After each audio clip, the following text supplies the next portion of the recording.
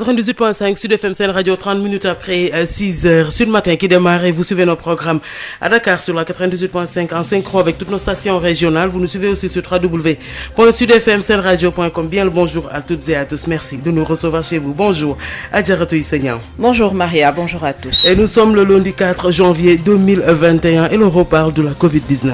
Lutte contre le Covid-19, le Khalife général des Mourides exige désormais le respect des gestes barrières, recommande la lecture du Coran ce lundi, une déclaration faite à Touba où le cumul des cas atteint 797, 57 décès, 11 cas graves en réanimation. Forte recrudescence également à Dagana. Le président du conseil départemental de Kaolack lui insiste pour les sanctions pour lutter contre le relâchement général dans les mesures barrières. Campagne de levée de fonds, le parti PASTEF les Patriotes va poursuivre les opérations malgré les menaces du ministre de l'Intérieur qui a mal interprété la loi sur le financement des partis politiques. Le GRADEC confirme une lecture erronée et dangereuse. Babacar Fall demande au ministre de l'Intérieur si les militants de la diaspora ne sont pas sénégalais. Il insiste, la loi parle de fonds venant d'étrangers. Plusieurs partis se mobilisent déjà pour dire halte aux menaces contre PASTEF. En sport, première journée de la Ligue 1 et de la Ligue 2. Les résultats à suivre dans nos différentes éditions. Et puis hors de chez nous, le bilan de l'attaque terroriste de 2 villages nigérians près du Mali est lourd. Au moins 100 civils ont été tués, Maria. Et le développement de tous ces titres à 6h45 avec vous, Adjaratou Issegnan. Merci. ginnaaw bi fanweeri simili ak ñaar tegoo ci juróom benn waxtu salaamaaleykum Hadj Maodo Faye. aleykum salaam soxna Maria. tey ci altine ji ñeenti fan ci weeru janvier 2021 ñu tàmbali waxaat ci li nga xam ne moo di coronavirus foofee ca Touba. kay foofu lañ koy daal di doore bokk yi asalaamaaleykum nu jottali leen bopp xabar yi doore ko ci mbas mi xeex bi ñu koy xeex xalif général des Mourides Serigne Mountakha Mbacké yëkkati ay kaddu ne daal fi ñu toll ni war nañoo gën a wekk nag lépp loo xam ne aju na ci li médecins yi wax daal ñu teg ca suñu tànk daal jaar ca ngir itam mën a aaru ci wàllu tawat ji toftal ci tamit njàngum alxuraan tey jii ci altine ji gannaaw ba nga xamee ne wax jooju ba nga ko waxee ca Touba nga xam ne Touba lu mu gàtt nee ñu juróom-ñaari téeméer ak juróom-ñeent fukk ak juróom-ñaar ci ay cas ñoo xam ne yor nañ doomu jàngoro ji juróom fukki nit ak juróom-ñaar ci ñàkk seen bakkan fukk ak benn ca Touba yoo xam ne ñu ngi ci sawetaas fi nu toll nii nekk ci ay jafe-jafe loolu foofu wopp ji gën fa bari foofu itam ca Dagana ñu ne foofu président conseil départemental ba fa nekk itam wax na ne daal itam lépp loo xam ne aju na ci wàllu mbir yi itam ñu gën cee taxaw bu baax a baax Kaolack itam loolu rek itam ngir daal itam ñu mën a fexe rek ba wut ay daan teg ko ci ñi nga xamee ne ñoom daanaka rek dañoo bàyyeeku daal bàyyi wopp jim rek daal bañ koo gëm ak yu demee noonu le daañ ci dikk léegi ci biir xabaar yi campagne bu jëm itam ci wàllu am ay koppar parti bi di Pastef bu Ousmane Sonko ñoom neenu daañu wéy di dajale seenu xaalis ak fànn bu ñu ko mën a defee donte sax am na ay tëkku yu leen di tëkku ministre bi ñu dénk wàllu intérieur mel na ñoom loolu yëgaluñ ko ci seen yaram ndax daal nee ñu sax moom charte boobu le ministère bi ni mu ko interprété maanaam ni mu ko jàngatee dafa wuutee ak itam li nga xam ne moom moo di yoon waa GRADEC nga xam ne itam ci kaddu kii di Babacar Fall itam ne daal itam ministre bi moom fii nu toll nii ak itam ñu nekk li mu def daal dafa nekk loo xam ne jaaduwul diaspora bi nag ñoom fii nu toll nii ak itam li nga xam ne moom foofu lay jëlee koppari loolee xel mën na koo nangu ci wàllu tàggat yaram itam li aju tamit ci journée bu njëkk bi ci Ligue 1 bi daan ci dikk léegi ci résultat yi ak cong mi amoon fële ca Niger nga xam ne lim bu teg ko ci ay doomu aadama ñàkk nañ ci seen bakkan daan ci tuftal incha allah yeneen i xabaar. yaatal gi incha allah juróom-ñaari waxtu lay doon jërëjëf Hadj Maodo Faye. Sud FM, la revue des titres à la une des quotidiens. De ce lundi 4 janvier 2021, 35 minutes après 6h. Bonjour, Hafsay Limanouane. Bonjour, Sister Maria. Revue des titres que l'on démarre comme tous les matins par Sud Quotidien. Sud Quotidien, location à usage d'habitation, la grosse arnaque. Et à la une de l'AS. L'AS nous parle de l'opération de levée de fonds de PASTEF, Macky freine Sonko. Une interdiction des partis politiques à la une du Soleil. Qui revient sur les raisons d'une loi. Et de quoi nous parle ce matin Critique. Critique, Nemmekou Tour 2021 gagnant, Sonko défie Antoine Diome. Antoine Diome à la une de Rewmi Quotidien. Vous l'avez dit, avec le financement des partis politiques, Antoine Diome menace de dissoudre PASTEF. Antoine Diome à la une de 24 heures aussi. Et à la une presque de tous les journaux de ce matin, les quotidiens en tout cas, Diome menace, l'opposition cogne et PASTEF remercie. Et pour les Échos? Les Échos nous parlent également de la campagne de collecte de fonds de Ousmane Sonko et compagnie. Le ministre de l'Intérieur menace de dissoudre PASTEF si. Le ministre de l'Intérieur à la une de l'I Quotidien. Antoine Diome s'est gouré par rapport à la loi sur les partis politiques selon le confrère. Et Vox Populi nous parle d'Ousmane Sonko. Voilà, avec la levée de fonds de Pastef pour financer le Nemmeeku Tour, Sonko récolte 125,8 millions en quelques heures. Et à la une de Libération. Libération nous parle de l'annulation de tous les CDD sans exception au cours de Maguette Sène désavoué. Et en sport, à la une de Stade. Présidence CAF, Fédération sénégalaise de football, Ligue Pro éliminatoire 2021, année électorale et rêve de mondial. Et l'on termine avec Sunu Lamb. Qui s'intéresse à l'école Balla Gaye 2, le maître du jeu. Sud FM li gën a fës ci këru yéenekaay. ginnaaw bi fanweeri simili ak juróom-benn tegoo ci juróom-benni waxtu tey ci altine ji ñeenti fan ci weerub janvier 2021 salaamaaleykum sama Haalpulaar xam say limaan waaleykum salaam séeréer. na mbadda ada selle na gaale maa wadi abee jam ay ca kon nañu tàmbali suñu biir kër Sud Quotidien. Sud Quotidien bi waxtaane wàllu location yi ne mbiri daal ay luxum la gën a nduru ndax yokkute bi nga xam ne moom lañ ci nemmeeku. mu mel ni damay seen président Macky Sall ci L'As Quotidien. waaw muy nuyonteeg kii di Ousmane Sonko waaye waa lii di waa L'As yi xam la ne fi mu toll ni daal Macky Sall fi mu toll nii xajamal na bu baax a baax cere Ousmane Sonko. mu mel ni dafa mel ni Le Soleil dañoo xëyee loi boobee. waaw di ci dellu si nag di wax lan moo waral mbir mi waxtaane ci ay ñoo xam ne seen xel daa màcc jëm ci wàllu politique wala ci constitution. mu mel ni critique nee nañu Sonko dafa jàkkaarloog Antoine Diome. waaw di ko li daal araftu bu baax a baax maanaam jàkkaarloog moom rawatina ci lii ñu tuddee nemmeeku tour 2021. yéen kaay yi xëyee Antoine Diome bëri nañ réew mi quotidien ci la bokk. moom kay du réew mi rek mun nañ ne presque mun nañ ne ñi ëttu yéen kaay ñu xëyandool ñoom ñëpp daal tey Antoine Diome ak wàllu Pastef la ñuy waxtaanee di wax ne day artu ne bu mayul daal Pastef bi daf ko nar a niilal. mu mel ni moom moomee la ñuy gisaat ci 24 heures. waaw Diome mi ngi artu bu baax a baax kujje gi ñoom it di fayeeku ci wàllu wa Pastef moom ñëw di gërëmaate. moom moomee ba tey ci Les Échos. Antoine Diome ak Ousmane Sonko ñoom it ñu dellu si campagne bi nga xam ne moom la Ousmane Sonko ak ñooñam amaloon ngir ami koppar.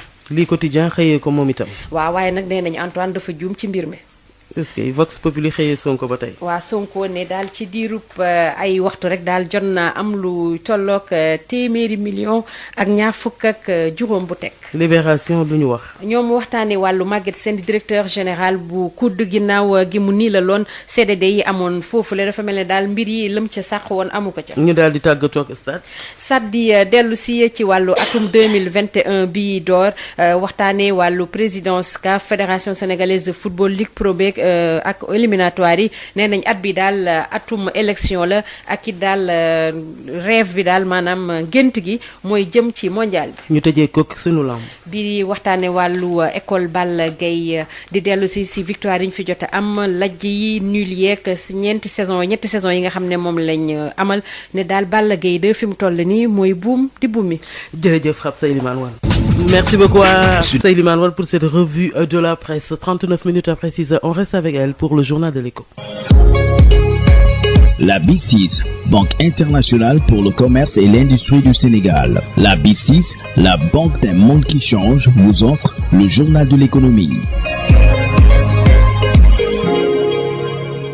Bonjour, bonne et heureuse année 2021 à toutes et à tous. Les collectivités territoriales du Diassing engagent la phase active de leur pacte d'intercommunalité pour asseoir les bases d'un développement durable. C'est avec l'accompagnement financier du groupe de recherche pour le développement rural. Ils ont ouvert à Sansamba le marché hebdomadaire rotatif dans le Diassing. Abdou Seydou Mané est le coordonnateur du GRDR en Casamance. Ce marché hebdomadaire s'inscrit dans le cadre d'une démarche adoptée par le GRDR dans le cadre de la mise en œuvre de son programme de gouvernance concertée des écosystèmes du littoral. Depuis 2012, le GRDR est en partenariat avec les collectivités du Diassing.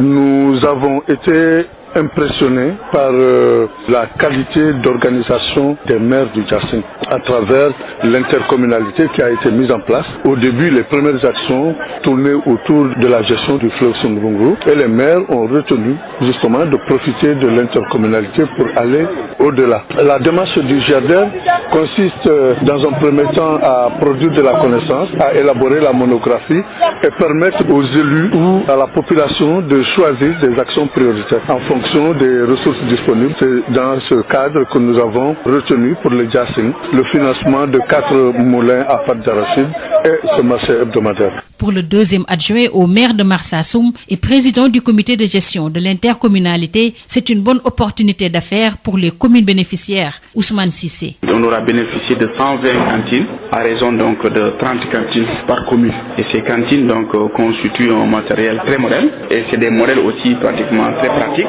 qui sont mobilisables d'une commune à une autre afin de pouvoir, dans un élan de solidarité, permettre un développement massif de ces marchés dans toutes les 4 communes du Diassing. Alors au-delà de ce don en matériel de cantine, ils ont aussi appuyé toutes les 4 communes en moulin à pâte d'arachide. Ce moulin à pâte d'arachide est un instrument assez important. Nous sommes dans un contexte donc de récolte d'arachide et les femmes aussi sont pratiquement très enclins à faire la pâte. Et avant tout ça, on peut dire que l'apport donc du GRDF demeure très déterminant. Ces propos ont été recueillis par Moussa Dramé. De son côté, Doudou Sagna, le maire de Sassamba, dit se réjouir de la réalisation en cours des infrastructures routières qui vont aider à valoriser le potentiel local. Toutefois, il sollicite de l'État l'achèvement de la construction de la boucle du Boudjé. C'en est tout pour le journal de l'économie. Merci de votre fidélité.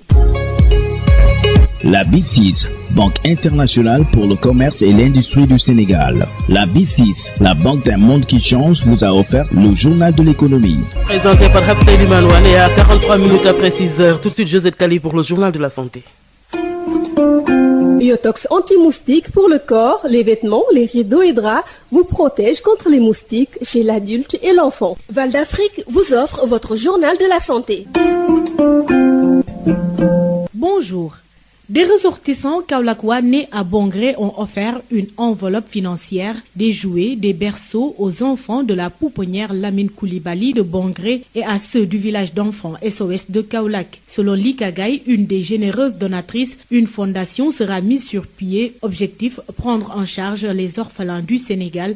Nous l'écoutons. Plutôt que de jeter, j'ai décidé de rassembler les affaires et de venir amener ça au Sénégal. Parce que j'en ai parlé de manière complètement informelle à des copines en France, ici, et qu'elles m'ont suivi dans le projet. On s'est retrouvés effectivement à rassembler ces quelques affaires. Alors, le don, il est composé d'un peu de matériel, des berceaux, chaises hautes, des vêtements pour bébés, des jouets, des sièges auto. Ensuite, on a lancé à Dakar une collecte d'argent et donc on a pu remettre une enveloppe d'argent. Alors, cette fondation est en cours de création. Elle porte le nom de notre grand-mère maternelle, donc Adia Fadialo. Donc, l'objectif, c'est de s'orienter vraiment vers les enfants et donc évidemment les orphelins, à terme les enfants malades. Bon voilà, on en est à notre première initiative. On essaiera de servir sur la base de ces initiatives les besoins. Toujours dans ce sillage, Famanda Oudiaou, responsable de la pouponnière Lamine Koulibaly de Bongré, soutient que ce don est venu à son heure. Toutefois, les orphelins et enfants ont toujours besoin d'être soutenus.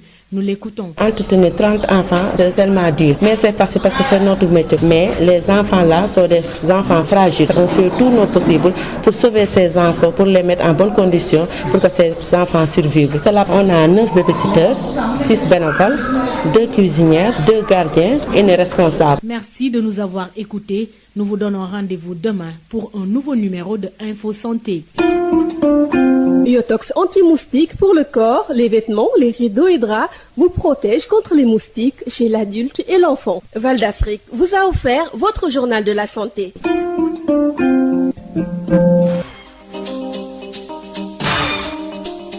Sud 45 minutes, 98.5 Sud FM Sen Radio à Dakar en synchro avec toutes nos stations régionales. Première édition de ce bloc d'information avec vous, Adjaratou Issegna. Bonjour. Bonjour Maria. Que l'on démarre avec le coronavirus à Touba. Situation qui inquiète effectivement le khalife général des Mourides qui exige désormais le respect des gestes barrières, recommande la lecture du Coran ce lundi. Déclaration faite à Touba où 97 cas en tout ont été enregistrés depuis le début de la pandémie. 57 décès, 11 cas graves actuellement en réanimation. Forte recrudescence également à Dagana et à Kaolack où le président du conseil départemental insiste sur les sanctions pour lutter contre le relâchement général dans les mesures barrières. Campagne de levée de fonds, le parti PASTEF, les Patriotes décident de poursuivre les opérations malgré les menaces du ministre de l'Intérieur qui a mal interprété la loi sur le financement des partis politiques. Le GRADEC confirme une lecture erronée et dangereuse. Babacar Fall demande au ministre de l'Intérieur si les militants de la diaspora ne sont pas sénégalais. Et le développement de tous ces titres, c'est juste après ceci. Issegnan. Bonjour à tous. Alioune Badara Socé assure la mise en onde de cette édition que nous démarrons avec ce ndigal du khalife général des Mourides contre le coronavirus face à la recrudescence des cas de Covid, notamment à Touba. Il exige désormais le respect des gestes barrières, recommande la lecture du Coran et des Khasaïd ce lundi. Déclaration faite à Touba où 57 décès et 11 cas graves sont recensés tout ici. Des cas communautaires sont enregistrés tous les jours à Touba. Malgré les nombreux appels au respect des mesures barrières par les autorités religieuses et sanitaires, la situation devient de plus en plus préoccupante et ne laisse pas indifférent le khalife général des Mourides. Par la voix de son porte-parole, Serigne Mountakha Bassirou Mbacké a encore élevé la voix. Nous sommes dans une période de pandémie. Serigne Touba l'avait même prévu dans ses écrits. Nous devons nous tous implorer le pardon. C'est pour cette raison que le khalife général des Mourides a instruit à Serigne Mamor Mbacké ibn Serigne Fallou Mbacké de donner ndigal à tous les musulmans et tous les talibés de procéder à la lecture du Saint-Coran ce lundi, mais également les Khasaïd de Serigne Touba. Il y a par ailleurs des messages que les autorités sanitaires ne cessent de véhiculer. Ces messages étaient bien perçus auparavant par la population, mais le constat qu'il a fait qu'il y a un relâchement total. C'est pour cette raison qu'il demande à tous les talibés de respecter les mesures barrières. ñu gën a góorgóorlu ci li nga xam ne ñoom santaan nañ ko ñoom ñi nga xam ne ñoom la suñu borom dénk loolu nit ñi gën a wattandiku ci lépp loo xam ne jàpp nañ ne mën naa tax jàngoro ji gën a tasaaroo. Le dernier bilan fait état d'un cumul à Touba de 797 cas positifs, dont 610 guéris et 57 décès. Ce dimanche, 4 cas communautaires sont enregistrés, 12 malades dont 11 graves sont pris en charge dans les structures sanitaires de Touba et 3 décès sont notés. Touti Sey Mbacké, Sud FM. Touti Sey, face à la rapide progression de la pandémie également notée à Kaolack, le président du conseil départemental insiste sur les sanctions pour pousser enfin au respect des gestes barrières. Baba Ndiaye est le président du conseil départemental de Kaolack. Il est avec Mamadou Camara. Nous sommes dans une république. Et dans une république, chacun a une responsabilité, chaque structure a une responsabilité. La vision du chef de l'État est très claire. Mobilisons-nous contre la Covid-19. Dans son gouvernement, il y a des responsabilités qui sont partagées entre plusieurs départements ministériels. Les institutions qui ont été données au plus haut niveau doivent être respectées. Il y a des gens qui sont là et qui doivent faire appliquer la loi.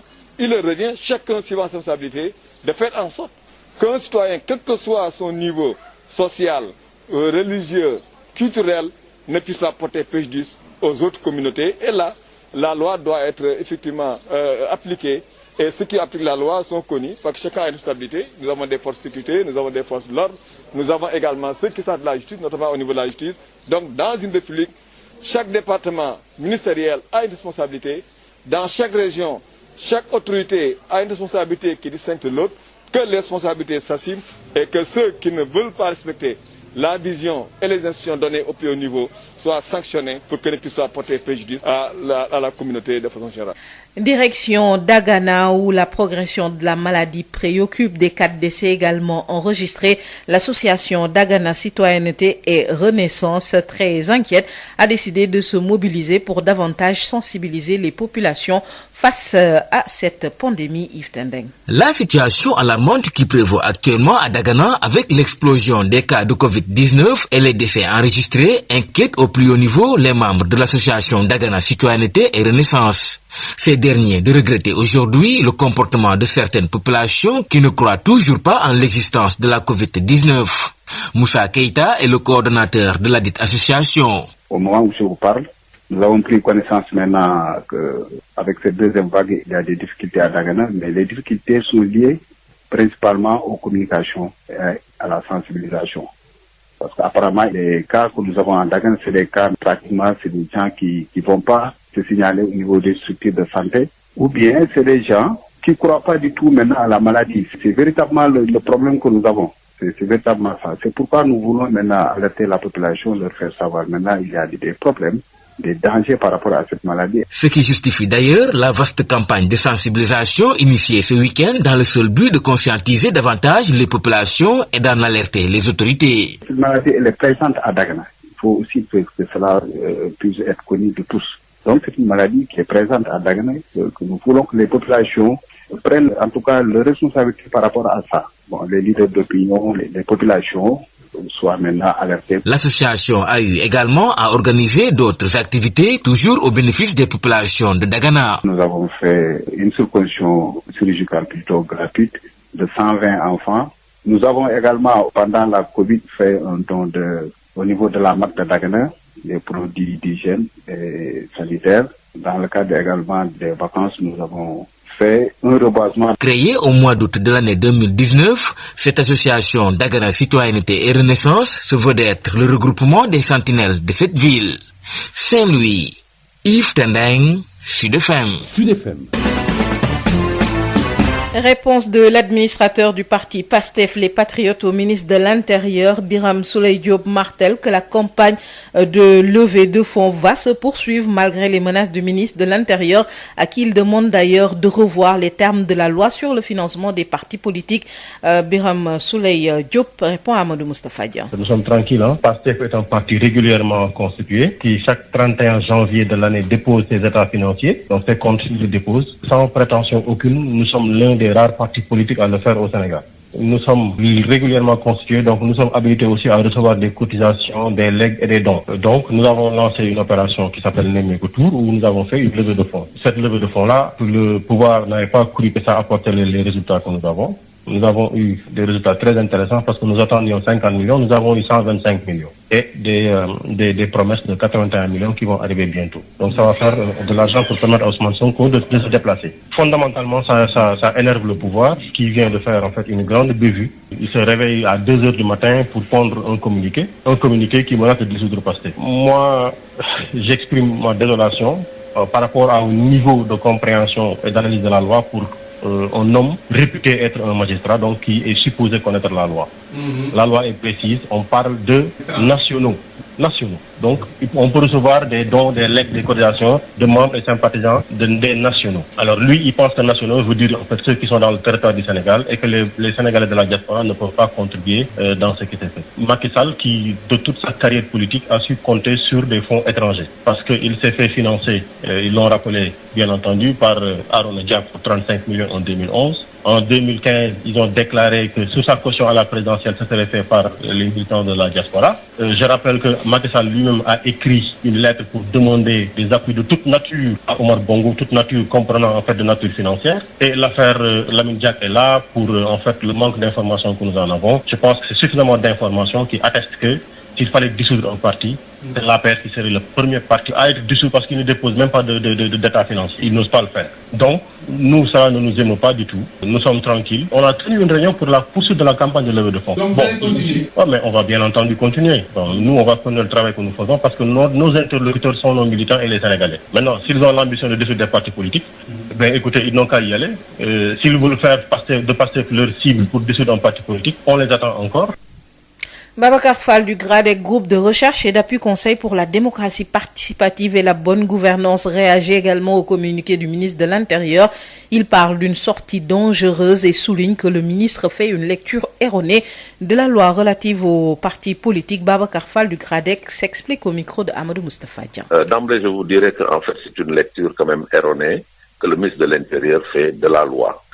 Parce que vous savez, il y a la loi de 1981 qui a été modifiée par la loi de 1989 qui régit donc les partis politiques. Or, dans cette loi-là, la disposition qui est visée par rapport effectivement au fonds reçu par un parti politique de l'étranger, elle dit clairement cette disposition que la dissolution peut intervenir dans le cas où un parti a reçu directement ou indirectement des subsides de l'étranger ou d'étrangers établis au Sénégal. Bon, du reste, cette disposition était déjà contenue dans l'article 4 de la loi de 1981. Maintenant, comme vous l'avez dit, dans le cas des faits, c'est la campagne de levée de fonds qui est lancée par le PASTEF, qui est visée par le communiqué. Or, si on réfère à l'esprit de la loi, ce sont plutôt les fonds reçus d'étrangers, je dis bien d'étrangers, établis hors du territoire national et également d'étrangers établis ici au Sénégal qui sont concernés pour des raisons justement liées au respect de la souveraineté nationale. Maintenant, est-ce qu'on doit considérer que les Sénégalais de la diaspora qui votent aux élections présidentielles, aux élections législatives, doit-on les considérer comme des étrangers? Et je pense que c'est là où, en fait, le communiqué du ministère de l'Intérieur est dangereux et constitue une atteinte aux libertés. Parce que les partis politiques, ils sont légalement constitués, ont des militants organisés en section ou en fédération au niveau de la diaspora. Et comment maintenant on peut empêcher ces militants de participer au financement de leur parti en faisant des contributions financières? Je pense que cela est absolument vraiment quelque chose donc d'absurde. Je pense qu'aujourd'hui, il ne faut pas faire donc d'amalgame. Ce qui était visé à l'époque, c'était vraiment les partis politiques qui recevaient des subsides d'étrangers, parce qu'on savait à l'époque qu'il y avait des partis qui recevaient des soutiens de lobbies étrangers qui étaient établis donc hors du territoire. C'est ça qu'on a voulu en fait donc, disons, combattre pour des raisons liées donc au respect de la souveraineté nationale. Mais qu'un Sénégalais établi en France, aux États-Unis, en Allemagne, au Canada, qui milite dans un parti politique, verse une contribution financière à son parti politique, je pense que cela ne peut pas être considéré comme des subsides reçus de l'étranger. Moi, c'est la lecture que j'en ai.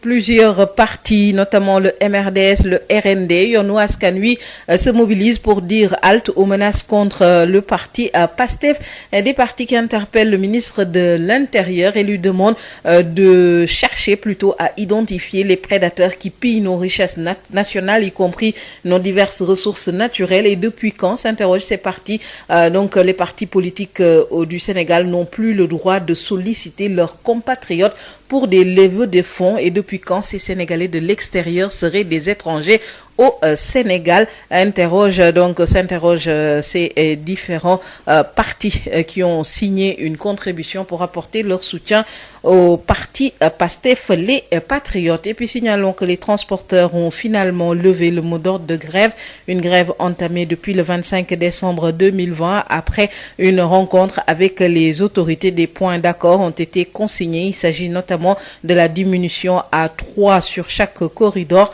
du nombre de points de contrôle. Une rencontre entre les acteurs est à nouveau prévue demain mardi pour finaliser cet accord qui a permis de lever le mot d'ordre de grève. Et puis cet incendie d'une rare violence qui a réduit en cendres une quinzaine de concessions, des vivres, les récoltes, entre autres, c'est au niveau du village de Kandiali dans la commune de Gent-Pathé dans le département de Koungheul. Les dégâts matériels sont importants. Un mot de l'actualité hors de chez nous pour boucler cette première édition. Au Niger, 2 villages près de la frontière malienne ont été attaqués samedi par des terroristes. Au moins 100 civils ont été tués. Selon le maire qui administre les 2 villages, c'est un lourd bilan confirmé hier soir par le ministre nigérien, le premier ministre nigérien, Mariam. Merci à vous, Adjaratou Seigneur. Et l'on vous retrouve à 7h30 pour la seconde édition de ce bloc d'info. Sud FM, il est 7h. juróom-ñaari waxtu ci Sud FM seen rajo 98.5 lëkkaloog suñu diwaan salaamaaleykum Hadj Maodo Faye. aleykum salaam soxna Maria. ñu tàmbalee koog li nga xam ne moo di coronavirus foofee ca Touba. kay moo tax sax kilifa gi di xalif général des Mourides di Serigne Mountakha Mbacké daal di yëkkati ay kaddu jëmale ko rek ci li nga xam ne moo di mbas mi fi nu toll ni asalaamaaleykum mbokk yi ñu nuyuwaat leen waxee tam ne daal tam war nañoo jàng alxuraan tey ji ci altine ji tamit dafi ñaan gannaaw ba nga xamee ne Touba lim bi nga xam ne jot nañ ko fa xayma lu mu gàtt juróom-ñaari téeméer ak juróom-ñeent fukk ak juróom-ñaar ci ay cas tey tamit am nañu fa ñàkk seen bakkan itam lim bu takku toll ci juróom fukki nit ak juróom-ñaar loolu daan ci dikk léegi déglu ci kii nga xam ne moo di Tuuti Sey mi ñu toogal fële ca Touba.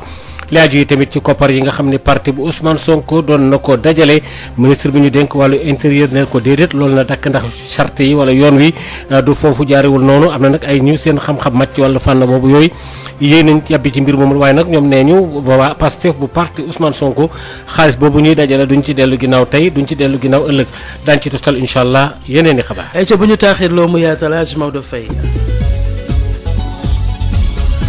Maodo Faye jërë ngeen jëf mbokk yi kon ci ànd ngeen ànd ak noonu ci suba cuuy gi ndigal la lool mi ngi bawoo ci xalifa général des Mourides Serigne Mountakha Mbacké gannaaw ba nga xamee ne seetlu nañu ne daal Covid 19 wala boog mbas mi dafa gën a yokk fële ca Touba lim bi tamit ñi nga xam ne ñoom la tawat ji di alawti ko gën a tar lool mu ne nag léegi nag fi ñu toll nii neen wéy di wekk lépp loo xam ne aju na ci wàllu ndigal la yooyu jóge na ci waa kër docteur ba looloo tam ñu mën a aaru ci jàngoro ji ñu daal koy respecté maanaam ñu wekk ko wax itam ñu jàng alquran ci bisu altine ji nga xam ne ci la ñu nekk rek ak itam xasida yi tuuti sëy. ay cas communautaire bis bu yàlla sàkk ñu am ko fi nga xam ni moom mooy Touba donte sax ñi nga xam ni ñoom ñooy kilifa yi nekk ci wàllu wér-gu-yaram ak kilifa diine yi yàgg nañ di yëkkati seen kàddu di ñaax askan bi gën ñu topp mesure barrières yi nemmeeku nañ ñi situation bi ba léegi mi ngi ub bopp ñi nga xam ni ñoom ñoo nekk ci wàllu wér-gu-yaram loolu nag tax na ba xalif général des mourides ci kàddu ko porte-parole am yëkkati waat kàddoom daal di gën a ñaax askan wi. dañoo toll ci jamono yi mbas boo demee ci mbindi sëriñ bi am na ci xasida li mu amul wa bàyyi suñ borom nee na lañ ci war ñu ñëpp mooy delluwaat ci suñ borom te jéggalu ko. loola waraloon itam mu digaloon Cheikh Serigne Mamour Mbacke ibnu Cheikh Mahamadou Fadil wax ko mu sant bokk jullit yëpp ak bokk taalibe bi yëpp. képp koo xam ne mën nga ko nga wàcce ab kaamil alxuraan ak jéggalu tuub delloo ñëpp dellu seen borom. jàng xasaay di Serigne Touba yi itam ngir jàmm mën a wàcc ci réew mi wàcc ci àdduna si ñu suñ borom dénk mbirum diine ji loolu moom tey kenn jiitoo ko ci am ñoo xam ne ñoom la dénk wàllu àdduna gi kon nag nee na ñi nga xam ne ñooy fajkat yi di docteur yi Serigne bi li ñu santaane ci li nga xam ne wér digi la gis na ne kat ñëpp a ngi ci doon góorgóorlu waaye daa dem ba ñëpp jàpp ne jeex na ba tax ñëpp bàyyi di ko loola nag musiba rek la jur kon nag nee na mi ngi santaat taalibe bi yëpp ñu gën a góorgóorlu ci li nga xam ne ñoom santaan nañ ko ñoom ñi nga xam ne ñoom la suñu borom dénk loolu. nit ñi gën a wattandiku ci lépp loo xam ne jàpp nañ ne mën naa tax jàngoro ji gën a tasaaroo. bilan bi nga xam ne moom la ñu mujj def ci njeexteelu ay bés bi Touba bi mbas mi tàmbalee ba léegi juróom-ñaar téeméeri nit ak juróom-ñeent fukk ak juróom-ñaar amee nañ jàngoro ji juróom fukk ak juróom-ñaar ñàkk ci seen bakkan ci dimanche ji am fukki malade ak ñaar yoo xam ni ñi ngi leen di taxawu ci bërëbu fajukaay yi am nag ñett nit yoo xam ne ñàkk nañ ci seen bakkan. tuuti say Mbacke Sud FM. tuuti ñu ngi lay jaajëfal bu baax a baax juróom-ñaari waxtu moo dem ba fekk googu luy tolloog ñeenti minutes ci mbir moomu ci la ñuy desandi ca Kaolack jiite président conseil départemental ba nekk foofee nee na fokk rek ay daan ñu wut ko gën koo dëgëral teg ko ci ndodd ñi nga xam ne ñoom ñaare weguñu sax tawat ji bàyyi wuñ ko xel Baba Ndiaye waxtaan ci ak Mamadou Camara. nekk état nag mooy dina dafa am république ñi fal ay nit dénk leen ko. ñi dox ci ay loi yu leer yoo xam ne bind nañ ko teg ko fi président yi jël ay ku nekk mu am lu la dénk nga war koo doxal ba fa mu wàcc ci suuf soo demee suuf it ku nekk am na ñu fa teewal ñu jàpp ne tey am réew benn nit rek warul jóg mu lor ay doomu aadama war nañu fexe ba bu ñu xeex bi kat dafay lore te bu loree kenn xam fu muy yem ñun ñëpp ñu góorgóorlu am benn xel bu rafet que waruma lor sama kii ma dendek waruma lor sama mbokk waruma lor sama dëkkandoo waruma lor également jaamu yàlla yi te loolu nag pour ñuy mën ko di def mooy institution yi nga xam ne ñi liggéey ci wàllu wér-gu-yaram wax nañ ne moo lañu war a moytu ba dal kenn képp ku bëgg a jékki ñu xam ne nag ci république la ñu nekk mooy lépp lu def mu def ko ci yoon boo war a dagale ay nit am na ay conditions yoo ko war a defee conditions yi am na protocole sanitaire boo xam ne wax nañ ne nit ñi nan la ñu war a toogee war na takk ay masque war na am ay gel noom bi naa nga war a toll képp ku fule loolu nag ndax sa bag neex ak sa ñàkk xam-xam xaj na ak sa ñàkk gëm yàlla ndax lor doomu aadama dafa doy waar te dañee képp ku rey benn nit tey ko kooku kenn mënu ko ràmm kon nag képp ku def loo warul def aussi ba nit loru si war nga xam ne am nga responsabilité également si kanam borom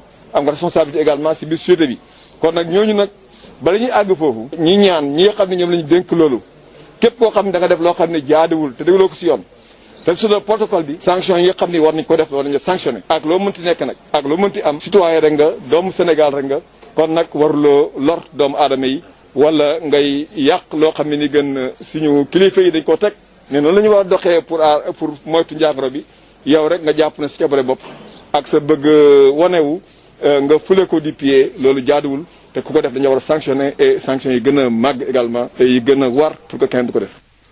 ca Dagana itam foofu mbir mi dafa yokk lool ci wàllu mbas mi ba tax na it ñoom rek ña fa nekk daal nee ñu nañu taxaw temm ba dem jàkkaarloog tawat jooju la li leen jaaxal nag mooy yokk gi mi ngi yokk foofu doomu jàngoro bi waaye nit ñi foofu daa mel ne faalewuñ sax foofu tawat ji Yves Tendeng. mbirum mbas mi di Covid 19 ak cas yu bëri yi ñu nemmeeku jamono ji foofulee ca Dagana rax ci dool yi bakkan yi ci rot daanaka yitteel na lool ñi nga xam ne ni ñoo ŋànk association bii ñuy duppee Dagana citoyenneté et renaissance. ñoom ñi leen ñu gis ne daal mbir mi moo fee gën di jéggi dayoo te ñuy nakarlu jamono ji doxalinu ñenn ci askan wi nga xamee ni fulaal ñu benn yoon mesure barrière yi kii di Moussa Keita mooy coordonnateur bu association bi lee. waaw jamono bi li ñuy teel mooy Covid bi parce que ñun bi ñu toogee parce que ñun ñu si gën bare sax ci membre yi am ñoo xam ne nekkuñ Dagana. bi ñu joxee information ñun Dagana am na ay cas yi des cas communautaires donc ñu xool population bi. am ay écho comme quoi am na si ñoo xam ne ba tey gëmuñu feebar baa ngi foofu daal. te bon loolu dafay gën a gaañ population bi. li ni mel moo waral sax campagne de sensibilisation bi ñu fa daal di tëral ci jeextalu bés bile ngir wéy di yee askan wi ci lu soxal jàngoro bile waaye itam ñaaxale autorité yi ngir ñu bàyyi leen xel. ñu ne lañu jóg ñu liggéey si loolu liggéey bi mooy lan day ñëw sensibiliser population bi xëy na mënuñu jox nit ñi dara mais mënuñu leen wax maintenant ñi bëgg a dégg wax bi xam ne ñun en tout cas def nañ si li ñu war a def. mooy sensibilisation ñu def ko. bëri na itam ñeneen i activités yu nga xamee ni association bi le jot na leen ko faa tëral te jëmale leen ci askan wi. ñu dongal si presque téeméeri xale ak ñaar fukk. donc def nañu ay activités yeneen yoo xam ne lu mel na si période Covid bi def nañu prison bu Dagana maye fa ay produits d'hygiène ak sanitaire donc également si vacances yi maye nañu ay garab. yoo xam ni doon ko waa conseil de la jeunesse pour ñu def seen activité. ginnaaw biñ ko sosee ci weeru août bu atum 2019 bi la association di Dagana citoyenneté et renaissance daanaka mébétom moo di rek jàppale askan ga yeewoo ca Dagana waaye itam taxaw ci lu leen di aar ki doon jokkoo ak yéen fii ci Saint-Louis Yves Tendeng Sud FM. juróom-ñaari waxtu mbokk yi moo dem ba feggoog luy tolloog juróom-ñetti minutes ca sanc ba noor ca quartier kër Serigne Louga ba tax na fi mu toll nii ministre bi gannaaw moom mi ñu dénk wàllu intérieur gannaaw ba nga xamee ne neen waa Pastef nañu dakkal seen koppar yooyu nga xam ne ñu ngi koy dajale waa Pastef ñoom nañu dañoo lank carré lank ba tëdd ca mbooy gën a duñ ci dellu ginnaaw tey Birame Souleye Diop ne fii nu toll nii campagne boobu nga xam ne ñu ngi koy def di ko wéyal day wéy te it nee na bu fekkente ne am na parti boo xam ne bi moom la ñu war a suuxal daaneel ko mooy APR ndax ñoom ñoo njëkk a jalgati charte réew mi ba noppi itam ñu déglu moom Souleye Diop moomu ci micro Moustapha Dia. ñoom li ñuy wax yëngaluñu ndax ministre bi li mu bind bërki démb ci li mu bind démb à 2 heures du matin naan ñun dañuy jot n'est-ce pas ay contribution yoo xam ni daf ñuy jóge de l'étranger ku ko def ci Sénégal yoon day tax sa parti moom Antoine Diome mi ngi soog a wane ni fi ñu ko teg am fa place te cuune boobu ndaxte li mu dégg ci loi bi wala bokk li mu ko bëgg a waxloo loi bi waxu ko bu fekkee ne moom gis-gis boobu la ci am man damay jombi ci ministre bi ki nga xam ne moo war a organiser suñu élection donc cuune gi mu cuune war na tax kenn warut a am yaakaar ci moom ci organiser ay élection yu sérieux loolu bu weesoo ñun Pastef amuñ ci wax ju bëri Sénégal Pastef parti la boo xam ne bi yoon moo ko jox ay këyitam yoon sant ko ne ko at mu jot bu janvier balaa 31 janvier ne déposer ay comptam boobu Pastef amee ba léegi Pastef at mu jot mu déposer ay comptam mu mën laa wax ne la maa ngi dëkku bépp parti politique bu nekk fii ci Sénégal ñun bokk nañ ci ñaar wala ñetti parti yi koy def te APR defu ko APR milliards yi mu def ci élection présidentielle bi sañu koo déclaré ndax bu ko déclaré bu ëllëgee ñiy wuy ji kër yi dinañ bari donc du ko def du déposer bilan financier ñun dañuy déposer alors ñi ñu woon nag diaspora bi te seen deret doon deretu sénégalais am ay mbokk fii ci Sénégal dëkk ci Sénégal li ma ko waxee sànq dañuy financer ay hôpitaux di tabax ay dispensaires ñooñu ñooy diaspora bi ñooñuy jox bu fekkee ne ñooñu dañoo bokkatul ci Sénégal Ali Félix Diome na ko wax ministre des affaires étrangères na ko wax Macky Sall na génne leeral ko bu diaspora bi xam ne bokkatuñ ci Sénégal li am ba am mooy Macky Sall lépp lu mu def ci politique 2011 ñoom seen bopp ñoo waxal seen bopp te Arona jox na leen 35 millions 2015 ñoom seen bopp ñoo wax ne diaspora bi dina joxe la caution de Macky Sall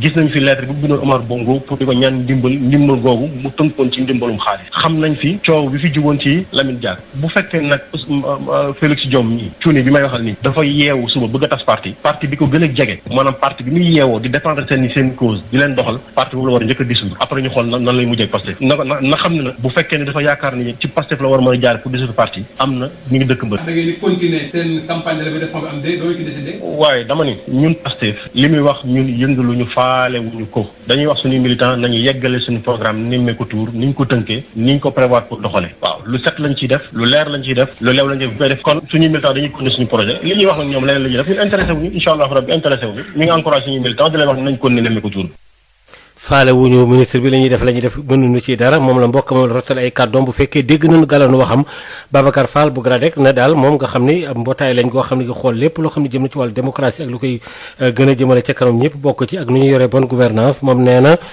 communiqué bi ministre bi dénk wàllu intérieur jàngale dafa mel ne génn la goo xam ne gi gu mën a indi tooxi doona la ndax daal nee na ministre bi moom jàngit ak gisin bi mu am ci loi bi dafa xaw a doy waar lool Babacar Fall ci micro Moustapha Dia. communiqué boo seetee li ma ko mën a wax rek atteinte la vraiment ci wàllu liberté parce que tey xam nga loi bi dafa leer loi bi boo xoolee loi bi nga xam ne mooy loi bi ñu bindoon 1981 te ñu soppi ko ci 1989 maanaam dafa énumérer conditions yi ñu war a créer parti et cetera ak lu parti mën a def ba yoon dal ci kawam ñu tas parti boobu. or bokk na ci ponk yooyu ñu ne parti boo xam ne par exemple da ngay jot xaalis boo xam ne dafay jógee bitim réew wala ay nit yu bitim réew nekk fii di la ko jox bu fekkee loolu donc am na mën nañu tas sa parti mais loi bi ni ñu ko xam ne moom lañ ko war a jàngatee mooy tey loolu bu ñu ko waxee dafa am maanaam lu ñu doon viser mooy parti yi nga xam ne dañu am xaalis boo xam ne dañ ko doon jotee bitim réew mais ci ay nit ñoo xam ne maanaam du ñu ay doomu Sénégal bitim réew la ñu nekk di yónnee fi xaalis bi di jàppale ay parti pour que ñooñu xëy na bu ñu ay jotee nguur gi mën leen delloo njukkal ñooñu ñoo tax ñuy wax wala ay étranger yoo xam ne fii la ñu nekk ci réew mi di financer parti mais tey bu fekkee ne parti maanaam comme parti ni ñu organisé sénégalais yi nga xam ne ñu ngi nekk ci diaspora bi nga xam ne dañuy voter élection présidentielle di voter élection législative nekk ay doomu Sénégal di militer ci parti nekk ci ay section wala fédération da ngay dégg naan fédération tel parti fédération d'Europe wala fédération d'Espagne fédération d'Italie ñooñu di cotiser seen xaalis di ko jox seen parti loolu yaakaar ne mënuñu ko méngale ak subsides yi nga xam ne dans l'esprit de la loi moom la ñuy jot ci ñoo xam ne maanaam du ñu ay doomu Sénégal loolu il faut mu leer donc ci kaw loolu dama wax ne communiqué bi vraiment dafa nekk communiqué bu dangereux la atteinte la donc ci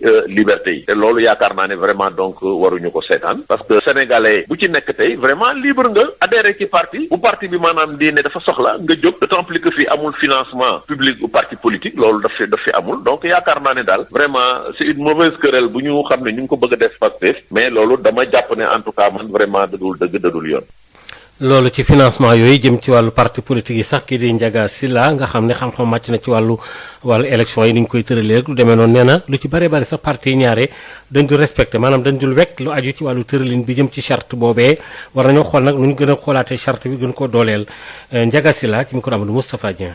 c'est vrai nag tey loi bi moom c'est-à-dire bu ñuy waxante dëgg moom amul benn parti politique bu ko respecté muy côté financement bi di côté aussi maanaam joxe seen situation financière parce que yoon daf leen wax ni chaque at mu jot dañu war a def seen état financier wax ni ñoom lii lañu am ci xaalis lii lañ ci dépensé déposé ko ministère de l'Intérieur au plus tard 31 décembre loolu mosuñu ko respecté man maa ngi fàttali am na ay années dañu daan toog ba mu yàgg ministère bind parti politique yi di leen rappeler loolu ñenn ñi dinañ dem bind def ko duñ ko def mais dañuy toog mën nañ toog lu mat fukki at kenn du ko laaj financement bi aussi noonu la mais nag tey bu ñuy waxante dëgg ñoom ñëpp parti yëpp d'ailleurs même parti ou pas da nga doon dégg tax ñuy wax ni que ñoom man def naa fi émission benn télé at yi ci ginnaaw mais mooy toog ak benn responsable affaire mu ni mën naan leen yéen ci seen élection yi mais mobiliser ngeen ay milliards alors moom muy justifier wane ni seen xaalis bi jëlewuñ ko ci nguur gi mais mu ni en fait xaalis bi seen militants yi nekk Gabon nekk Amérique nekk France ñoom ñoo mobiliser ma ne ko yéen xamu leen ni loolu da koo tere man bi may wax loolu maanaam charte bi laa doon wax kon tey suñu xoolee daanaka parti yëpp dañ doon violer disposition boobu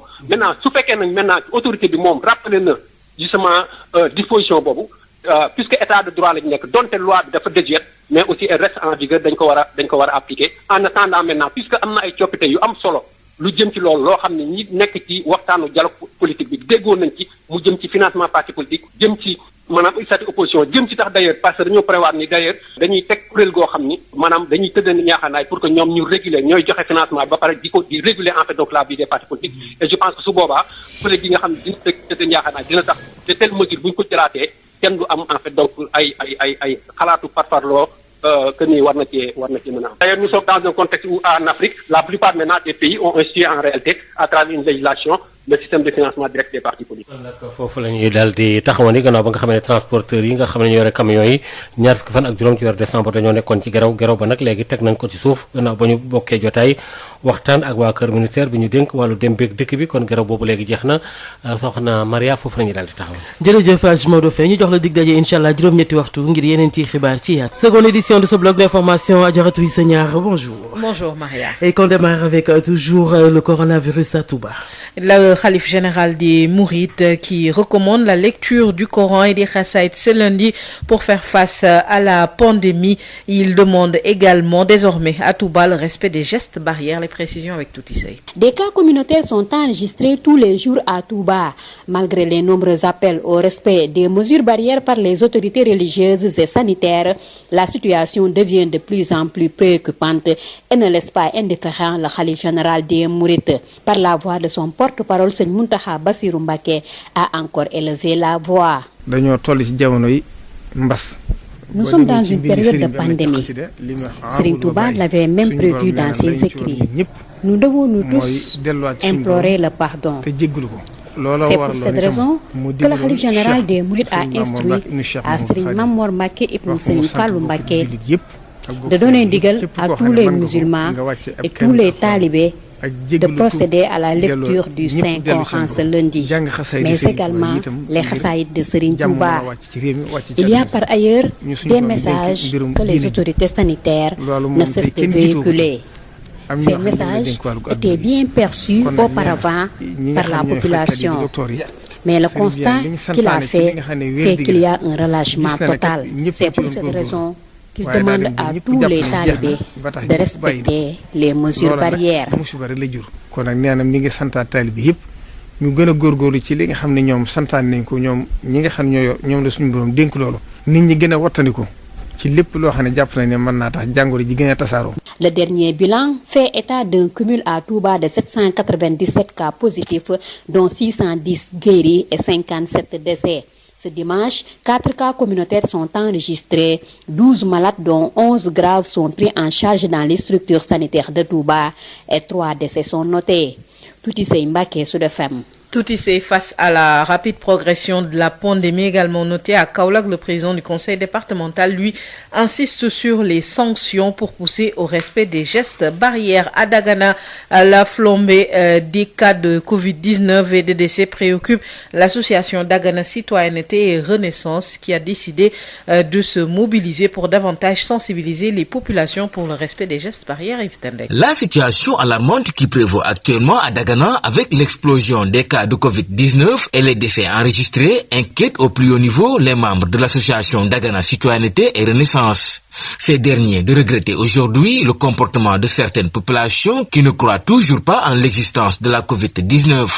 Moussa Keita est le coordonnateur de la dite association. Au moment où je vous parle, nous avons pris connaissance maintenant qu'avec cette deuxième vague, il y a des difficultés à Dagana, mais les difficultés sont liées principalement aux communications et à la sensibilisation. Parce qu'apparemment, les cas que nous avons en Dagana, c'est des cas pratiquement, c'est des gens qui ne vont pas se signaler au niveau des structures de santé, ou bien c'est des gens qui ne croient pas du tout maintenant à la maladie. C'est véritablement le problème que nous avons. C'est véritablement ça. C'est pourquoi nous voulons maintenant alerter la population, leur faire savoir maintenant il y a des problèmes, des dangers par rapport à cette maladie. Ce qui justifie d'ailleurs la vaste campagne de sensibilisation initiée ce week-end dans le seul but de conscientiser davantage les populations et d'en alerter les autorités. Cette maladie, elle est présente à Dagana. Il faut aussi que cela puisse être connu de tous. Donc c'est une maladie qui est présente à Dagana, que nous voulons que les populations prennent en tout cas leur responsabilité par rapport à ça. Bon, les leaders d'opinion, les populations soient maintenant alertés. L'association a eu également à organiser d'autres activités, toujours au bénéfice des populations de Dagana. Nous avons fait une circoncision chirurgicale plutôt gratuite de 120 enfants.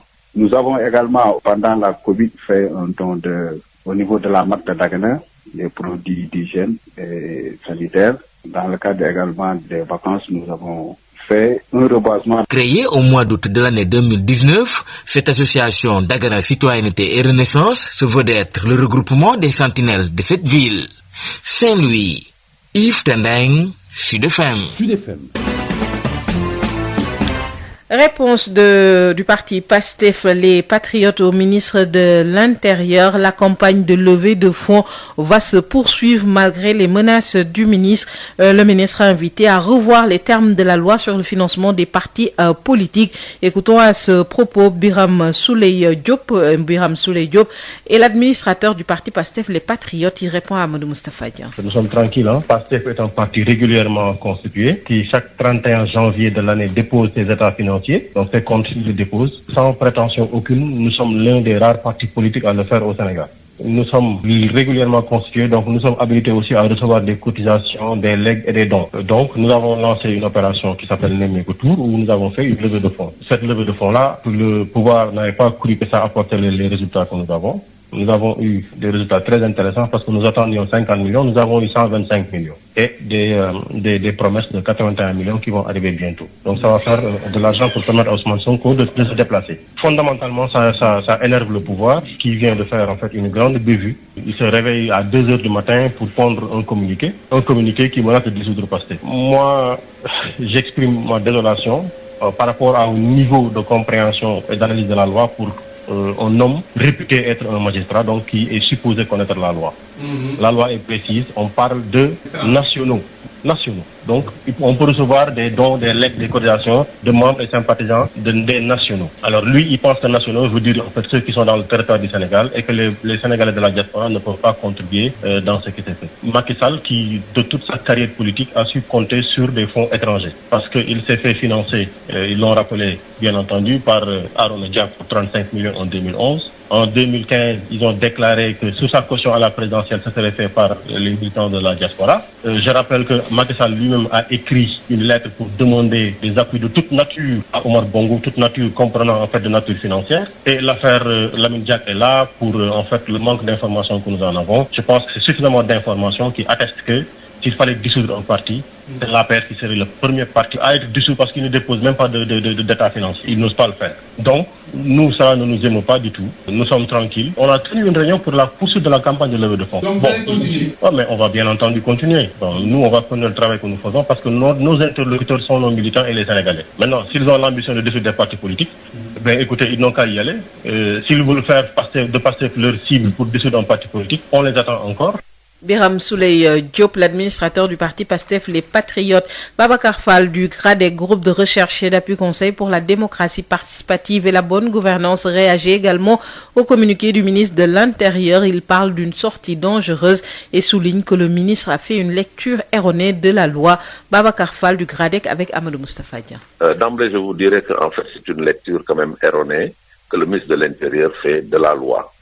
Parce que vous savez, il y a la loi de 1981 qui a été modifiée par la loi de 1989 qui régit donc les partis politiques. Or, dans cette loi-là, la disposition qui est visée par rapport effectivement au fonds reçu par un parti politique de l'étranger, elle dit clairement cette disposition que la dissolution peut intervenir dans le cas où un parti a reçu directement ou indirectement des subsides de l'étranger ou d'étrangers établis au Sénégal. Bon, du reste, cette disposition était déjà contenue dans l'article 4 de la loi de 1981. Maintenant, comme vous l'avez dit, dans le cas d'espèce, c'est la campagne de levée de fonds qui est lancée par le PASTEF, qui est visée par le communiqué. Or, si on réfère à l'esprit de la loi, ce sont plutôt les fonds reçus d'étrangers, je dis bien d'étrangers établis hors du territoire national, et également d'étrangers établis ici au Sénégal qui sont concernés pour des raisons justement liées au respect de la souveraineté nationale. Maintenant, est-ce qu'on doit considérer que les Sénégalais de la diaspora qui votent aux élections présidentielles, aux élections législatives, doit-on les considérer comme des étrangers? Et je pense que c'est là où en fait le communiqué du ministère de l'Intérieur est dangereux et constitue une atteinte aux libertés. Parce que les partis politiques qui sont légalement constitués ont des militants organisés en section ou en fédération au niveau de la diaspora.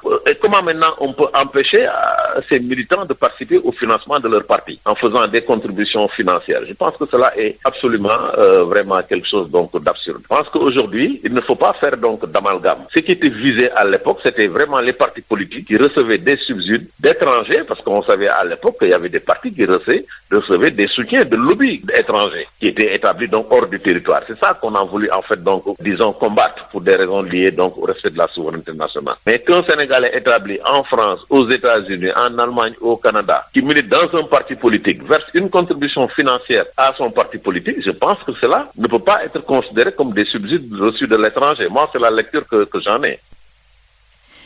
Loi sur le financement des partis politiques. Dans la pratique, en général, les partis ne respectent pas cette disposition concernant la mobilisation de fonds. Ndiaga Sylla, expert électoral, indique qu'il est temps de réformer et d'actualiser la loi. Il réagit au micro de Amadou Moustapha Dia. Maintenant, pour ce qui concerne l'actualité de la loi, on se rend compte que dans la pratique, en général, les partis politiques ne respectent pas cette disposition, comme justement ne respectent pas aussi l'obligation en fait, donc, de déposer annuellement leur état financier. Si bien pour les déclarations, le dépôt comme pour le financement. Vous n'êtes pas sans savoir que le parti au pouvoir, aux élections, il mobilise des milliards.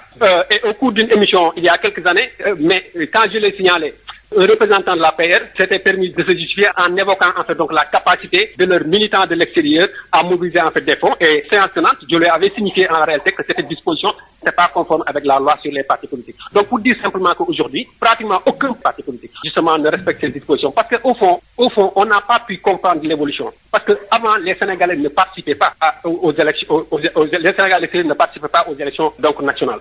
Alors aujourd'hui, il est quand même difficile. Si on doit par exemple organiser des élections à l'extérieur, il est difficile aujourd'hui d'interdire même à ces ils peuvent eux justement se cotiser pour contribuer en fait, à la préparation en fait donc des élections. Donc pour dire simplement que il y a nécessité en fait donc de réactualiser la loi, mais comme nous sommes dans un état de droit, le temps maintenant qu'on puisse aller, c'est juste une phase de transition parce que je pense que le dialogue a abouti à des conclusions quand même sociétaires. Je pense que d'ici là, il est quand même important qu'on puisse justement se conformer à la loi. Et mieux encore, la pratique et l'expérience au plan international ont montré que il est très difficile pour un État qui n'applique pas le financement direct des partis politiques de pouvoir opérer en fait donc un contrôle. Tout que d'ailleurs nous sommes dans un contexte où en Afrique, la plupart maintenant des pays ont institué en réalité à travers une législation le système de financement direct des partis politiques. Ndiaga Sylla, expert électoral interrogé par Amadou Moustapha Dian. Parlons de ce litige foncier à Keur Massar, à la cité des agents municipaux. Un promoteur réclame 6000 mètres carrés sur la surface bâtie de la cité, érigée à la suite d'une délibération qui date de 1996. Les habitants de la cité alertent les autorités et menacent de faire face au promoteur qui va également prendre le terrain de football. Les explications du président du conseil de quartier de la cité municipale de Keur Massar que nous écoutons. Il s'appelle El Hadj Ibrahima Diop. Il est avec Moussa Thiam. Aujourd'hui, nous avons eu une grande surprise ici au niveau de notre quartier cité municipale à Keur Massar. En effet, c'est une cité qui nous a été octroyée par la mairie par une délibération qui date de 1996. On a payé les impasses, on a payé les frais de bornage et tout. En 2001, on a commencé les habitations ici, donc au niveau de la cité, sans problème, parce que c'est un terrain. Auparavant, après la délibération de la mairie, Maniang Sek s'était opposé à l'époque et on a été arbitré par la présidence de la République, par un inspecteur qui s'appelait Djouri à l'époque. Alors, on s'étonne que 20 ans après, une autre dame vient avec un papier récemment confectionné pour dire qu'elle a reçu un bail de 6500 mètres à l'intérieur de notre cité. C'est étonnant.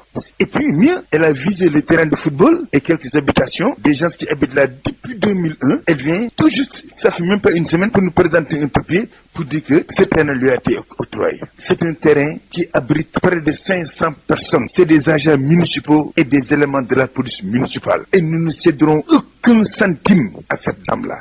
Et nous sommes déterminés. Certes, nous savons que elle est appuyée par certains éléments dont je ne veux même pas citer le nom. En tout cas, le jour où j'ai appris qu'elle avait déposé une demande de bail à l'époque, j'étais allé personnellement rendre visite au chef de service qui était là. À l'époque, il s'appelait Sidilo. J'ai été à son bureau et j'ai attiré son attention. Il m'a dit non, doyen, il n'y aura pas de problème. De toute façon, il n'y aura pas de suite. Alors, on s'étonne aujourd'hui que cette même dame-là puisse venir présenter un bail pour nous réclamer 6000 et quelques mètres carrés. Alors donc c'est l'alerte que nous voulons lancer. Nous ne voulons pas de troubles à l'ordre public. Nous sommes des gens responsables. Il faut que l'État prenne ses responsabilités. Nous interpellons le directeur général des domaines et l'ensemble des autorités de ce pays-là. Place à l'actualité sportive, football essentiellement avec la première journée de la Ligue 1 bouclée ce dimanche. Le Niombour a fait match nul, un but partout face à l'AS Pikine. Le coach de Niombour regrette cependant ce résultat. Alsane Diallo avec Lamine Guessaman. Pour égaliser vers la fin de la première mi-temps, en deuxième mi-temps on a tenu le score et même marqué un deuxième but. Là aussi, c'est trop tôt pour les arbitres. Je ne comprends pas s'il n'y a pas corner. L'arbitre devait le signaler avant qu'on joue le corner. On joue le corner, il y a but, il revient pour l'arbitre. Je reviens pour dire qu'il n'y avait pas corner. Vraiment ça, il n'y a pas. On laisse jouer et revenir à la VAR. Mais il n'y a pas. S'il n'y avait pas corner, il devait lever son drapeau corner. Il laisse jouer le corner. On met le deuxième but. L'un dans l'autre, on est un peu déçus. Mais cette prestation dessous de mes œuvres, ils valent mieux. C'est dit seulement la deuxième partie de notre préparation a été un peu escamotée parce que depuis la Gambie, on n'a joué qu'un seul match. On a prévu de faire 5 matchs. Donc les premières journées vont nous servir encore de préparation pour être aptes les journées suivantes. Mais ce n'est pas décisif. Un match sur 26, le gagner ou le perdre ne veut pas dire que ne décidera pas sur le classement final. Mais il fallait gagner pour partir sur un bon pied. Mais on est... Sur le plan jeu, qu'est-ce que concrètement vous avez retenu? Oui, sur le plan, il y a de la lenteur. Et puis voici les autres résultats. Stade de Mbour, Dakar Sacré-Cœur font match nul vierge, donc 0 but partout. Gorée Génération Foot prend le dessus, 1-0 en match avancé. Diambar Ba NGB 2-1. Douane Seneps 3-2. Les matchs Jaraaf MPC Teungueth FC Casa Sport ont été reportés pour cause de Coupe d'Afrique. Et puis pour la Ligue 2, voici les résultats de la première journée. Renaissance FJ Fatick 1 but partout. Sonacos Ba Africa Promo Foot 3-2, alors qu'Amitié FC prend le dessus sur Guédiawaye Football Club Maria. Merci beaucoup Adjaratou Issegna de nous avoir présenté cette seconde édition. Sud FM. Il est 8h. juróomeeti waxtu jot ba teg sax benn simili ñu ciy jéggalu bu baax a baax salaamaaleykum Hadj Maodo Faye. aleykum salaam soxna Maria. xibaar yi ñaareel bi pàcc ci yaatal ci wolof dañuy demaat ba fa nga xam ne rek moo di Touba ak li nga xam ne moo di coronavirus. ok asalaamaaleykum mbokk yi ñu nuy waat leen wopp ji fi mu toll nii day gën a yokk rek ca Touba ba tax na itamit daal askan wi xalifa bi ngeen baal ma xalifa général des mourides Serigne Mountakha Mbacké yëkkati ay kàddoom itam jëmale ko rek itam ci askan wi ngir daal ñu gën a mën a aaru bu baax a baax waaye nag itam tey ci altine ji itam mu joxe ndigal ngir tamit ñu jàng alxuraan nee na ak i xasaay yi itam tuuti sëy. ay cas communautaire bis bu yàlla sàkk ñu am ko fi nga xam ni moom mooy Touba donte sax ñi nga xam ni ñoom ñooy kilifa yi nekk ci wàllu wér-gu-yaram ak kilifa diine yi yàgg nañ di yëkkati seen kàddu di ñaax askan bi ngeen ñu topp mesure barrière yi nemmeeku nañ ni situation bi ba léegi mi ngi ub bopp ñi nga xam ni ñoom ñoo nekk ci wàllu wér-gu-yaram loolu nag tax na ba xalif général des mourides ci kàddu ko porte-parole am yëkkati waat kàddoom daal di gën a ñaax askan wi. dañoo toll ci jamono yi mbas. boo demee ci mbindi sëriñ bi am na ci xasida li mu amul wa bàyyi suñ borom nee na lañ ci war ñu ñëpp mooy delluwaat ci suñ borom te jéggalu ko. loola waraloon itam mu digaloon Cheikh Serigne Mamour Mbacke ibnu Cheikh Mahamadou Fadil wax ko mu sant bokk jullit yëpp ak bokk taalibe bi yëpp. képp koo xam ne mën nga ko nga wàcce ab kaamil alxuraan ak jéggalu tuub delloo ñëpp dellu seen borom. jàng xasaay di Serigne Touba yi itam ngir jàmm mën a wàcc ci réew mi wàcc ci àdduna si.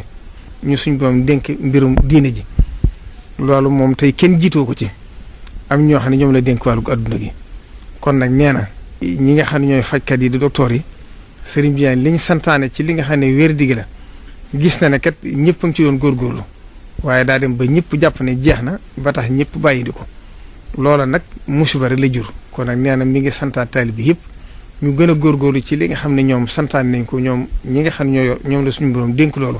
nit ñi gën a wattandiku ci lépp loo xam ne jàpp nañ ne mën naa tax jàngoro ji gën a tasaaroo. bilan bi nga xam ne moom la ñu mujj def ci njeexteelu ay bés bi Touba bi mbas mi tàmbalee ba léegi juróom-ñaar téeméeri nit ak juróom-ñeent fukk ak juróom-ñaar amee nañ jàngoro ji juróom fukk ak juróom-ñaar ñàkk ci seen bakkan ci dimanche ji am fukki malade ak ñaar yoo xam ni ñi ngi leen di taxawu ci bërëbu fajukaay yi am nag ñett nit yoo xam ne ñàkk nañ ci seen bakkan. tuuti say Mbàkke Sud FM. juróom-ñetti waxtu bokk yi moo dem ba fekk luy tollook ñetti minutes ci loolu ci la ñuy daal di desandi ba léegi ca Dagana foofu tam wopp ji dafa gën a yokk lool ci wàllu Covid 19 bi ba tax na tamit daal ñiy faatoo tam foofu jot nañ leen fa ràññi ba sax daal ñi nga xam ne ñoo di kilifa yi nekk foofee nee ñu nag itam war nañu xoolaat bu baax a baax am na association Dagana bu fa nekk daal ne daal mbir mi ñu ngi naqarlu askan wi ñoom itam ni ñu bañ a respecté ni ñu bañ a wege lépp loo xam ne aju na ci wàllu dogal yi nga xam ne jël nañ ko Yves Tendeng. mbirum mbas mi di Covid 19 ak kaa yu bëri yi ñu nemmeeku jamono ji foofule ca Dagana rax ci dool yi bakkan yi ci rot daanaka yitteel na lool ñi nga xam ne ni ñoo ŋànk association bi ñuy duppee Dagana citoyenneté et renaissance. ñoom ñi leen ñu gis ne daal mbir mi moo fee gën di jéggi dayoo te ñuy nakarlu jamono ji doxalinu ñenn ci askan wi nga xamee ni fulaal ñu benn yoon mesure barrière yi kii di Moussa Keita mooy coordonnateur bu association bi lee. waaw jamono bi li ñuy teel mooy Covid bi parce que ñun biñ toogee parce que ñun ñu si gën bare sax ci membre yi am ñoo xam ne comme Dagana bi ñu joxee information ñun ñu Dagana am na ay cas yi des cas communautaires donc ñu xool population bi. am ay écho comme quoi am na si ñoo xam ne ba tey gëmuñu feebar baa ngi foofu daal te bon loolu dafay gën a gaañ population bi. li ni mel moo waral sax campagne de sensibilisation bi ñu fa daal di tëral ci jeextalu bés bile ngir wéy di yee askan wi ci lu soxal jàngoro bile waaye itam ñaaxaale autorité yi ngir ñu bàyyi leen xel. ñu ne lañu jóg ñu liggéey si loolu liggéey bi mooy lan day ñëw sensibiliser population bi xëy na mënuñu jox nit ñi dara mais mënuñu leen wax maintenant ñi bëgg a dégg wax bi xam ne ñun en tout cas def nañ si li ñu war a def. mooy sensibilisation ñu def ko. bëri na itam yeneen i activité yu nga xamee ni association bi le jot na leen ko faa tëral te jëmale leen ci askan wi. ñu dongal si presque téeméeri xale ak ñaar fukk donc def nañu ay activités yeneen yoo xam ne lu mel ne si période Covid bi dem nañu prison bu Dagana maye fa ay produits d'hygiène ak sanitaire donc également si vacances yi maye nañu ay garab yoo xam ni doon ko waa conseil de la jeunesse pour ñu def seen activité. ginnaaw biñ ko sosee ci weeru août bu atum 2019 bi la association di Dagana citoyenneté et renaissance daanaka mébétam moo di rek jàppale askan ga yeewoo ca Dagana waaye itam taxaw ci lu leen di aar ki doon jokkoo ak yéen fii ci Saint-Louis Yves Tendeng Sud FM. Yves Tendeng ci yeneen i fànn yooyu dafa yitteel wàllu xabaar yi ba léegi wàllu Pastef bii nga xam ne tam moo di parti bu Ousmane Sonko ak koppar yi nga xam ne ñu ngi ko doon dajale ci diir bu gàtt ministre bi ñu dénk wàllu intérieur génn ab charte wala boog jàngaat charte bi daal ne loolu tam du fi amee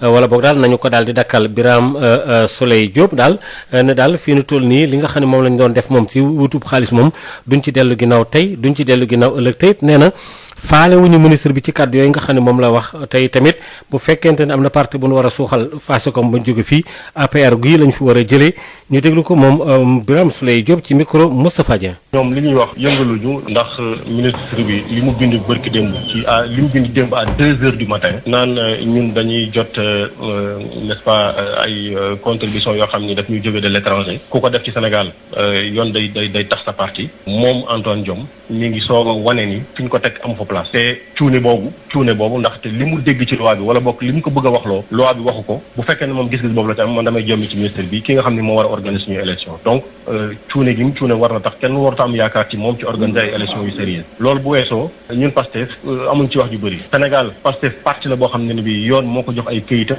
yoon sant ko ne ko at mu jot bu janvier balaa 31 janvier ne déposé ay comptam boobu Pastef amee ba léegi Pastef at mu jot mu déposé ay comptam mu mën laa wax ne la maa ngi dëkku bépp parti politique bu nekk fii ci Sénégal ñun bokk nañ ci ñaar wala ñetti parti yi koy def te APR defu ko APR milliards yi mu def ci élection présidentielle bi sañu koo déclaré ndax bu ko déclaré bu ëllëgee ñiy wuy ji kër yi dinañ bari donc du ko def du déposer bilan financier ñun dañuy déposer alors ñi ñu woo nag diaspora bi te seen deret doon deretu sénégalais am ay mbokk fii ci Sénégal dëkk ci Sénégal li ma ko waxee sànq dañuy financer ay hôpitaux di tabax ay dispensaires ñooñu ñooy diaspora bi ñooñuy jox bu fekkee ne ñooñu dañoo bokkatul ci Sénégal Ali Félix Diome na ko wax ministre des affaires étrangères na ko wax Macky Sall na génn leeral ko bu diaspora bi xam ne bokkatuñ ci Sénégal li am ba am mooy Macky Sall lépp lu mu def ci politique 2011 ñoom seen bopp ñoo waxal seen bopp te Arona jox na leen 35 millions 2015 ñoom seen bopp ñoo wax ne diaspora bi dina joxe la caution de Macky Sall gis nañ fi lettre bi bindoon Omar Bongo pour di ko ñaan ndimbal googu mu tënkoon ci ndimbalum xaalis xam nañ fi coow bi fi jugoon ci Lamine Diack bu fekkee nag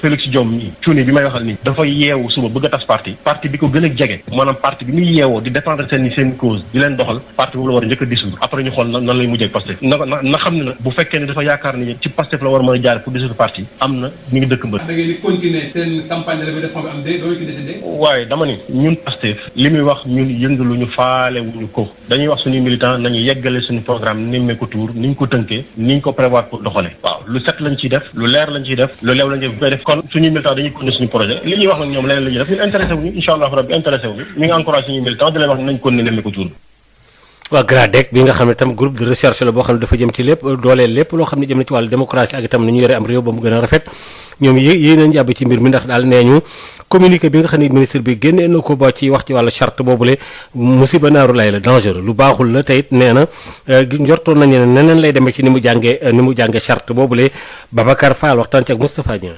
communiqué boo seetee li ma ko mën a wax rek atteinte la vraiment ci wàllu liberté parce que tey xam nga loi bi dafa leer loi bi boo xoolee loi bi nga xam ne mooy loi bi ñu bindoon 1981 te ñu soppi ko ci 1989 maanaam dafay énumérer conditions yi ñu war a créer parti et cetera ak lu parti mën a def ba yoon dal ci kawam ñu tas parti boobu or bokk na ci ponk yooyu ñu ne parti boo xam ne par exemple da ngay jot xaalis boo xam ne dafay jógee bitim réew wala ay nit yu bitim réew nekk fii di la ko jox bu fekkee loolu donc am na mën nañu tas sa parti mais loi bi ni ñu ko xam ne moom lañ ko war a jàngatee mooy tey loolu bu ñu ko waxee dafa am maanaam lu ñu doon visé mooy parti yi nga xam ne dañu am xaalis boo xam ne dañ ko doon jotee bitim réew mais ci ay nit ñoo xam ne maanaam du ñu ay doomu Sénégal bitim réew la ñu nekk di yónnee fi xaalis bi di jàppale ay parti pour que ñooñu xëy na bu ñu ay jotee nguur gi mën leen delloo njukkal ñooñu ñoo tax ñuy wax wala ay étrangers yoo xam ne fii la ñu nekk ci réew mi di financer parti mais tey bu fekkee ne parti maanaam comme parti ni ñu organisé sénégalais yi nga xam ne ñu ngi nekk ci diaspora bi nga xam ne dañuy voter élection présidentielle di voter élection législative nekk ay doomu Sénégal di militer ci parti yi nekk ci ay section wala fédération da ngay dégg naan fédération tel parti fédération d'Europe wala fédération d'Espagne fédération d'Italie ñooñu di cotiser seen xaalis di ko jox seen parti loolu yaakaar ne mënuñu ko méngale ak subsides yi nga xam ne dans l'esprit de la loi moom la ñuy jot ci ñoo xam ne maanaam du ñu ay doomu Sénégal loolu il faut mu leer donc ci kaw loolu dama wax ne communiqué bi vraiment dafa nekk communiqué bu dangereux la atteinte la donc ci liberté yi te loolu yaakaar naa ne vraiment donc waruñu ko seetaan parce que sénégalais bu ci nekk tey vraiment libre nga adhéré ci parti bu parti bi maanaam di ne dafa soxla nga jóg d'autant plus que fii amul financement public bu parti politique loolu daf fi amul donc yaakaar naa ne daal vraiment c'est une mauvaise querelle bu ñu xam ne ñu ngi ko bëgg a def Pastef mais loolu dama jàpp ne en tout cas man vraiment dadul dëgg dadul yoon.